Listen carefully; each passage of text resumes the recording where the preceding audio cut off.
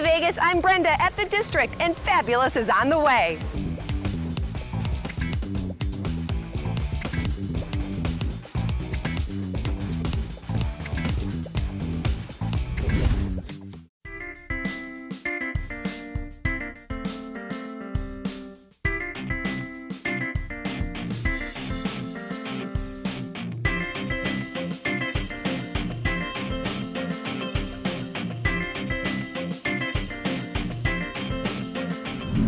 Hi everybody, welcome to Sin City Kitchen. We are filming today at MSI and their beautiful showroom. And you know MSI, right? They are the largest distributor of countertops, tile, flooring in the country.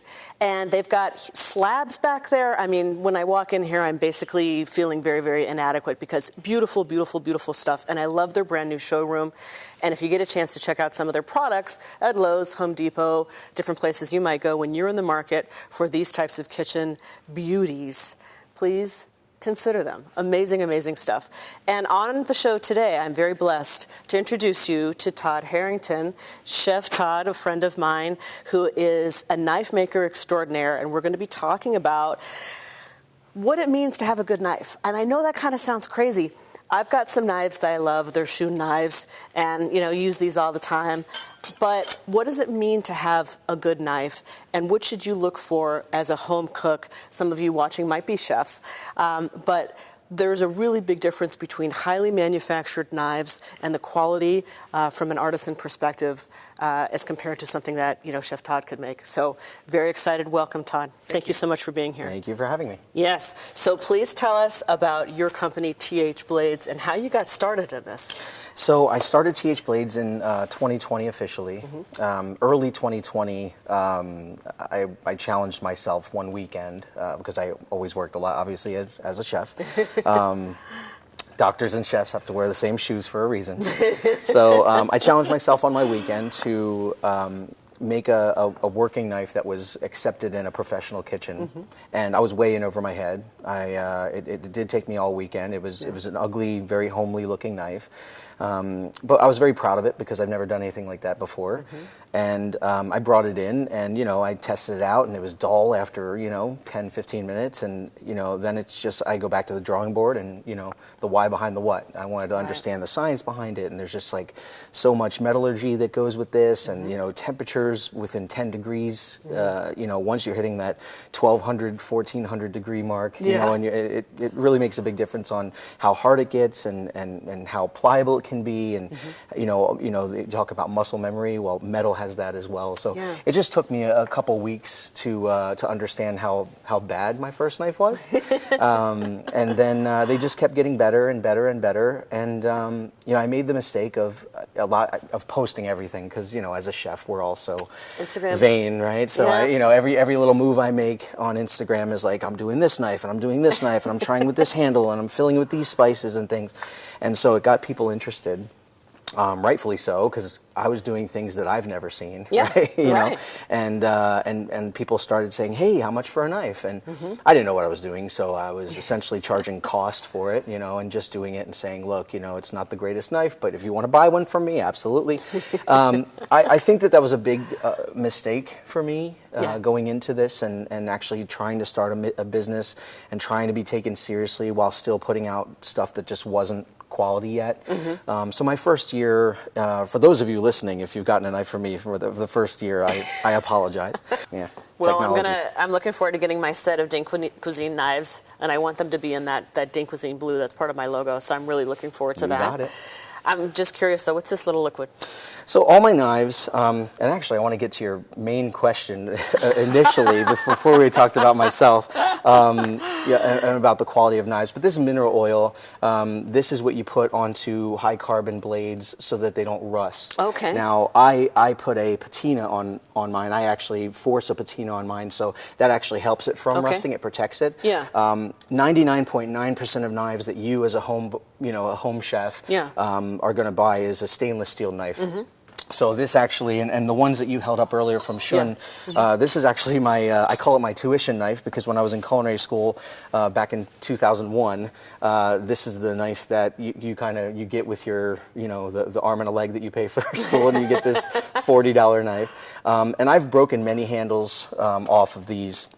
And they're actually hollow in the center. And they do that because these are essentially not 3D printed, but these are stamped out really quick, and then they're sharpened, and the whole process takes maybe like 5 minutes per knife. So, it's really fast. But yeah, and so everything's just machined, and you'll see that, the scales aren't in there because somebody shaped them. It's just everything, every knife always looks the same. It's, it's meant for high producing, right? But most kitchens are going to have a knife like this. What's important is the balance on that knife. So if it's a knife that you're using as a daily or as an all-purpose knife, so anything from a chef knife like this, or a petty knife. Actually, I don't have a petty knife in my coming up anytime soon. Actually, I do over here. This is one of my my cutouts that I use. That's kind of like my standard shapes. But a petty knife, like this is a 6-inch petty knife. That's a 4-inch paring knife. Those don't have to be so, they can be light, but they don't have to be so balanced. It's important to be balanced when you're working with a French knife or a chef knife like this. You got to be balanced, because if it's not balanced, it's very tiring on your wrist. It's just, you want to set it down, and you get that kind of like, almost like tennis elbow, but in your knuckles and in your, the side of your finger and in your wrist. So it's just not good. You got to have a super light knife, and it's really easy, and it works for hours if it's a very nicely balanced knife. Right. No, it's very true. And when I started cooking a lot, primarily just at home, but then especially for events, I would find that my grip was like really, really strong. Like I would, and I have to remind myself to kind of loosen my grip a little bit, to really kind of feel the knife, like let the knife do more work for you. And these are things that you probably would learn in culinary school, but I didn't go to culinary school. So it's like, I find myself just, holding on, like kind of white knuckling it on my knives, just because it's, I'm taking it seriously, but it's not really proper technique. So, when you are thinking about, as a home cook, about, maybe 3 different knives that you should have in any collection if you're just starting out cooking, what are the 3 knives that you would recommend? Top 3, I would say a chef knife, just like this one here, right here. Actually, why am I holding up a knife that's not mine, right? Chef knife like you see right here, which is my standard gyuto. And they come in all different shapes and lengths. I would say a petty knife just like this, and a paring knife. Those are your top 3. If you buy a chef set of 3 knives, those are the top 3 that always come with them. Some would argue that a serrated knife is important as well, but I feel that people get too dependent on serrated knives. I'm not much of a believer in it, because they never sharpen them, and so what it does is just tears away at everything. So it's great for bread, and that's about it. It's great for other things if you're not caring about quality. And when you're cutting a steak with a serrated knife, I just worry about that poor steak. Absolutely. No, this education has been really phenomenal, and I wish you nothing but success in your business. I know that probably the next time we speak, you're going to have probably another 100 knives under your belt. Well, a couple years from now. It only take a long time to make these things.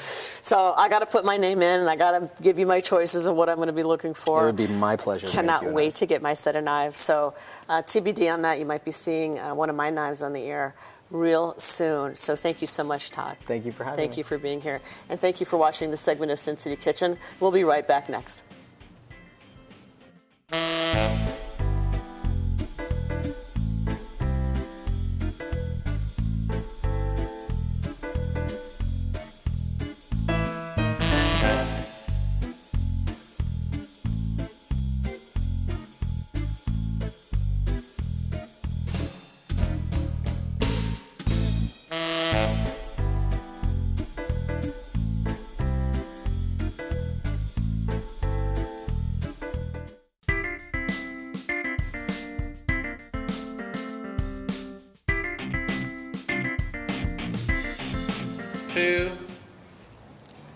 Welcome to Sin City Kitchen. We are here at the MSI new showroom. And let me tell you something, this place is absolutely amazing. We're very blessed to be able to be in this space. And I've got a special episode of Sin City Kitchen for you today. We are actually celebrating healthy food. And our first guest is Christina Gruber. Hi, Christina. Hi, how are you today? Great, thank you. Thank you so much for being here. And one of the things we're going to be talking today about is how to infuse a little bit of health into our lives.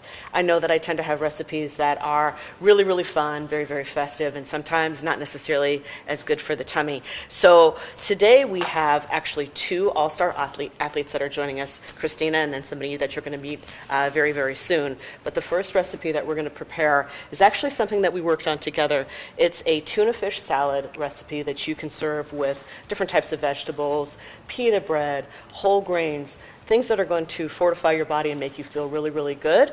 And we're going to talk you through the recipe right now. How does that sound, Christina? Amazing. And really good. Well, and first, actually, before we jump into it, we'd like to hear a little bit about your background as a triathlete, Ironman races. Tell us all the wonderful things that you've done in your career to bring you to your athleticism that you live and breathe today. Okay, well, I started triathlon in 2016.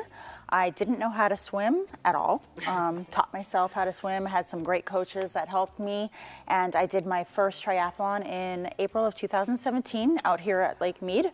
Amazing. I know. Gosh. But after that, I began to do bigger races, and I did my first half Ironman in Arizona in 2018.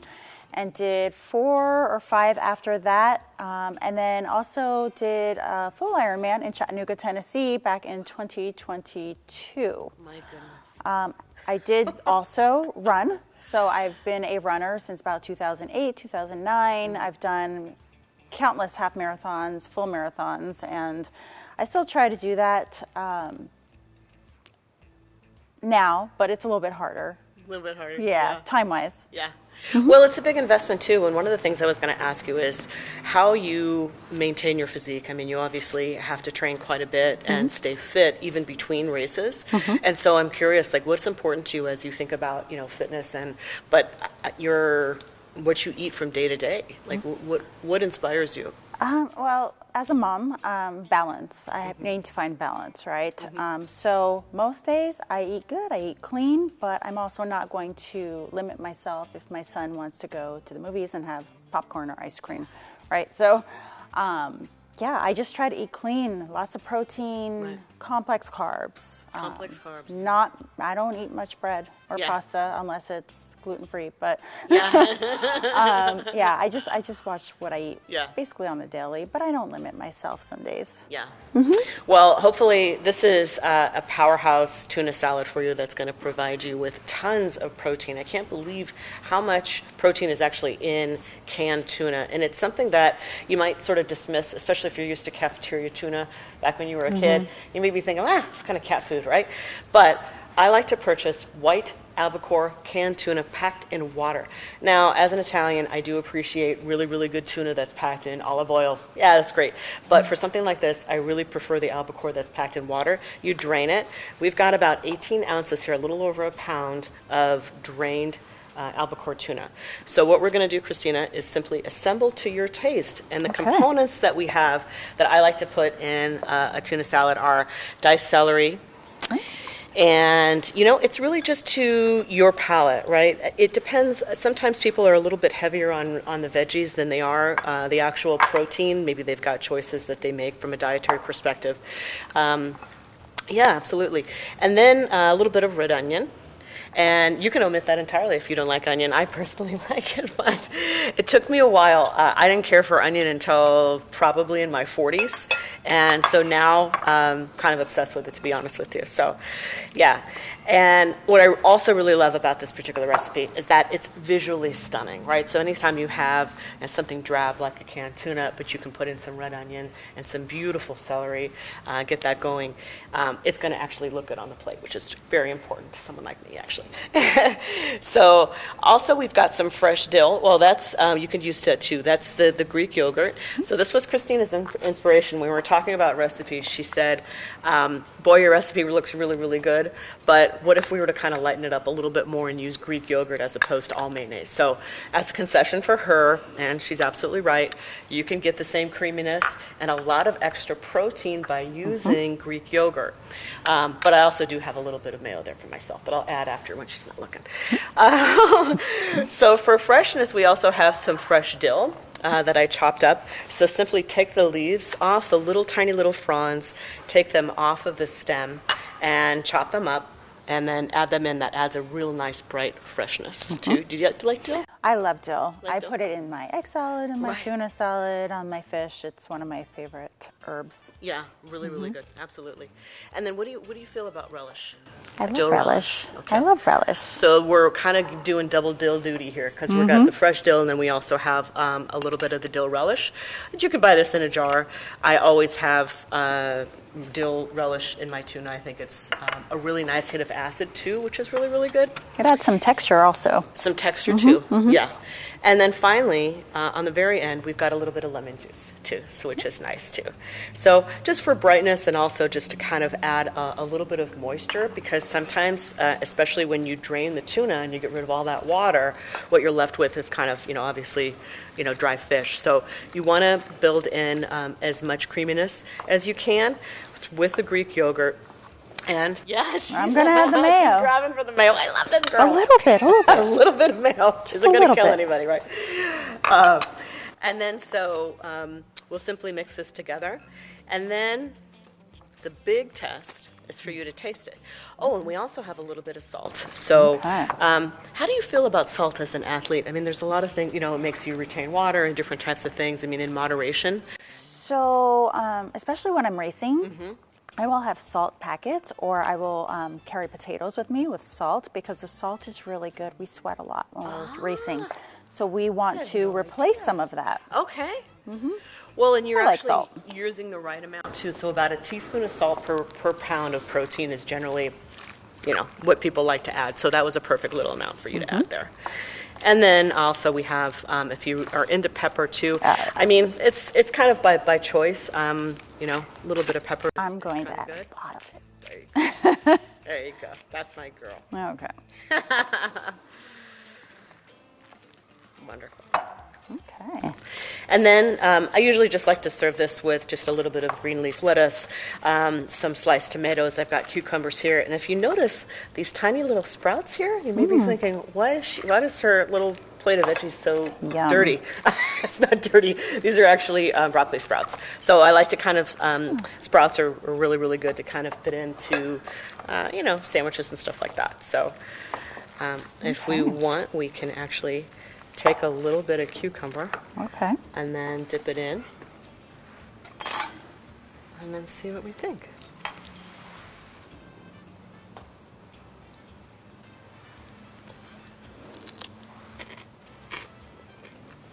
She did a good job. Did a good job.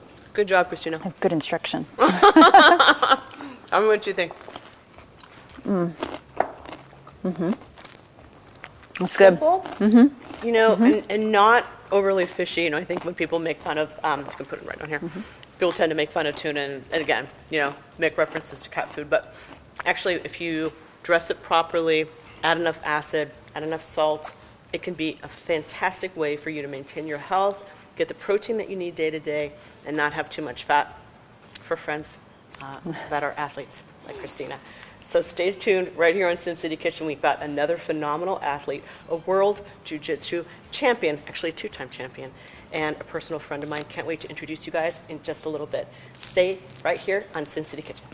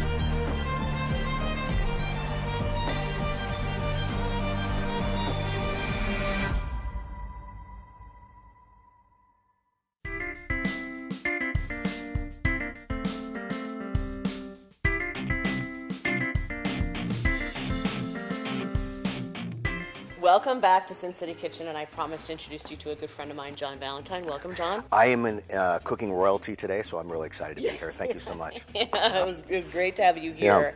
Yeah. And a couple things about John. I was just at one of John's fights. He was fighting a benefit fight to support our troops. Correct. With Randy Couture's organization, we raised quite a bit of money. 90,000, almost $500,000 to date, and you were part of that process. So thank you for your contribution. Yes. Yeah, thank you. Yes. Well, and just to give you a little bit of background on John, if I'm ever at a part of the city that I don't feel comfortable, I want John by my side because he's pretty much, the biggest badass that I know. I wouldn't say that, but yeah. I'm a lover, not a fighter, but thank you. He's a combat athlete.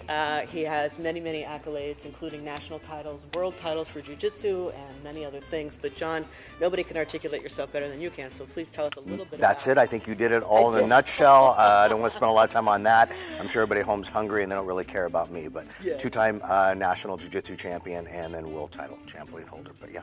And how do you train for fights? You have just one thing that actually really scared me was that the week of your fight, it was a Tuesday, and you said that you needed to drop like 14 pounds by Friday or something like that. And to me, that's absolutely shocking because they always say rapid weight loss for the average people like us, is very, very dangerous. But athletes at John's level do this pretty much all the time. How's that been done? Well, first off, we've known each other for a few years now, and one of the things that drew me to this show, and then also with you, is that your cookbooks are very straightforward, right? So you have a ketogenic cookbook, if you guys can't see that in the past. If you don't have it, it's obviously available as well, but diet is a huge part, and I really wasn't able to get to some of those titles and levels without good, proper diet. So that's why what you're doing today is super, super exciting. The simplicity of what you do, because we don't have a lot of time with the training, and most of us are fathers and we have day jobs and things like that. Yes. So the simplicity of what you do has been amazing. So I'm super excited to be here. Well, thank you. And I've actually been very fortunate to work with you in your day job, our day jobs as well. So these are things that we carry forward. That's great. That sort of propel us to do what we really love to Absolutely. do, which is great. So today, and thank you for mentioning my vegetarian ketogenic cookbook for beginners, we're actually featuring a recipe from that cookbook today, which is inspired by Trader Joe's. So seriously, when I was paleo and keto, I would go to Trader Joe's all the time, and they had a packaged egg white salad that they called it like a rancho or ranchero salad, and it was basically just egg whites with pico de gallo. And so I took that idea and I put it into the vegetarian ketogenic cookbook, and I gave them credit, by the way. But this is just a really, really simple recipe that you can put together, and I actually purchase hard-boiled eggs that are already peeled. That's amazing. The simpler, the better. I burn water, so I'm not a great chef. So the stuff that you put together is great. Yes. And if people want to get more complex, they can obviously go to your Food with Spirits book, available on Amazon, but I have it myself. But some of this simple stuff is really, really good for the athlete, the common athlete. Well, thank you so much. Yeah, absolutely. And so the first thing that we're going to do is actually to season our egg whites. So these are just, we took hard-boiled eggs, split them in half, remove the yolks, and diced them up, and just add a little bit of salt to them. So, and we actually learned from your partner in crime, Christina, how important salt is to athletes as well, which is something I didn't know. Those are real athletes. They have like multiple sports in one. Mine's triathletes are a completely different animal, but yes. So we're going to add a little bit of mayonnaise to your comfort level, however much mayo you feel you would need. What is a proper amount for something like this? If I am looking after my weight, should it be a fork, piece, or what would it be? I would actually, for every 3 eggs, which is a nice, and so we've actually got 9 egg whites here. Okay. I would probably add probably at least 3 tablespoons. That's just me. So that's just me. Yeah. Is that a fork spoon? That's a little smaller than a tablespoon. Okay, I knew that, right? Yeah. You could tell. If I obviously I did not. Good job. Good job. Okay. So we're gonna incorporate the mayonnaise into the egg whites now so that they're actually really well coated, and that's going to help by the time that you mix in the pico de gallo. Everything is going to blend nicely, and you're not going to get any, something that's too gloopy. So it is actually nice to just put the amount that you did. Probably if I were just doing this myself and no one was watching, I would have used all that mayo. But here John's teaching us that you really don't have to. You can actually achieve really great flavor and taste and consistency with a little bit less. You can always add more if you feel like you want to. Perfect. So now we're going to add in our pico de gallo. I do love pico de gallo. Yes. So, sorry. I do. no harm can come of pico de gallo. It's so healthy and. No, there's no fat in it. No, it's so great. A little bit of carbohydrates because of the I didn't know if veggies, you were going to cook but something else with the rest of this, No. but I took most of it, so I apologize. You are the rest of the show. Okay. Oh, that's fantastic. And again, just like the tuna salad that we made, this is very visually appealing. What I like to be able to do is to take scoops of this egg white salad and actually put it on a plate of sliced tomatoes. Just a really great lunch, very, very fresh. Really helps if they're super, super cold.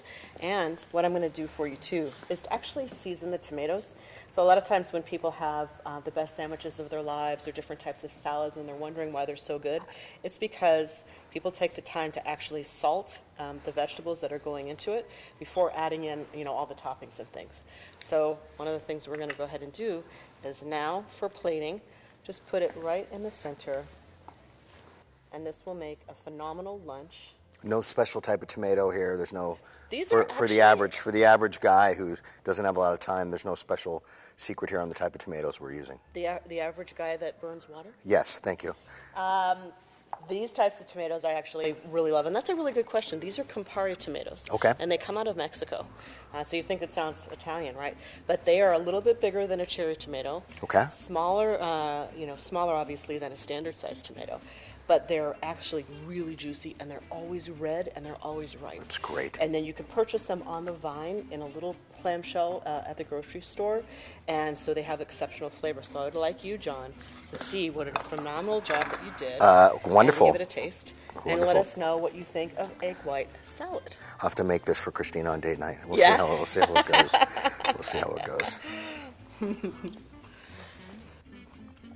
I'm not going to say it's amazing, not because I made it with you, but it's just amazing. So it's so funny that the simplicity of everything here, it's so fulfilling to the taste buds. It's crazy. Good. Yeah. I'm glad that you like it, and now you can officially tell the world that you no longer burn water.